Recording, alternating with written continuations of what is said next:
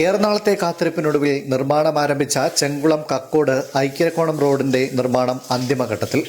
മുൻ മേലക്കൽ വാർഡ് കൗൺസിലറും നഗരസഭാ വൈസ് ചെയർമാനുമായിരുന്ന VP ഉണ്ണികൃഷ്ണന്റെ ശ്രമഫലമായി പുനലൂർ MLA PS സുപാൽ സംസ്ഥാന സർക്കാരിൽ നടത്തിയ ഇടപെടലിനെ തുടർന്നാണ് 3.76 കോടി രൂപ അനുവദിച്ച് നിർമ്മാണം ആരംഭിച്ചത്. 4 കിലോമീറ്റർ റോഡാണ് അത്യാധുനിക സംവിധാനമായ 40 mm കാർപ്പറ്റ് ചിപ്പിംഗ് ടാറിംഗ് നടത്തി നിലവാരമുയർത്തുന്നത്. 7 മീറ്റർ വീതിയിൽ റോഡ് നിർമ്മിച്ച് 5.40 മീറ്റർ വീതിയിലാണ് ടാറിംഗ് നടത്തുന്നത്. 1500 മീറ്റർ സംരക്ഷണ ഭിത്തിയുടെ നിർമ്മാണം ഇതിനോടകം തന്നെ പൂർത്തിയായിട്ടുണ്ട്.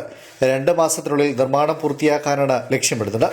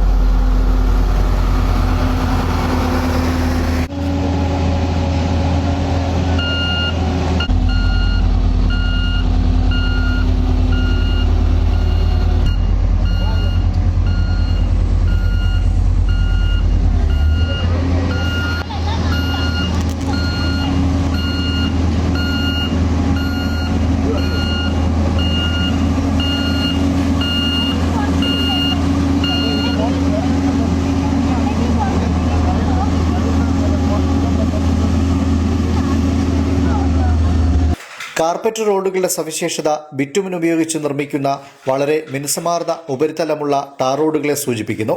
ഇവ മികച്ച യാത്രാനുഭവം നൽകുന്നവയാണ്. മികച്ച ഉപരിതല സീലിംഗ് നൽകുന്നു. ബിറ്റുമിന്റെ ഓക്സീകരണം കുറയ്ക്കുന്നു.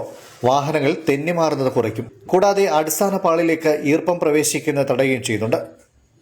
കൂടാതെ ബിറ്റുമിൻ മിശ്രിതങ്ങൾ, മെറ്റീരിയലുകൾ, പ്രീമിക്സ് സർഫേസ് കോഴ്സുകൾ എന്നിവ ഉപയോഗിച്ചാണ് നിർമ്മാണം. സംസ്ഥാന സർക്കാരിന്റെ പ്ലാൻ ഫണ്ടിൽ നിന്ന് 3.67 കോടി രൂപ ചെലവഴിച്ച് 4 കിലോമീറ്റർ റോഡ് ചെങ്കുളം മുതൽ ഐക്യരക്കോണം വരെയുള്ള റോഡാണ്.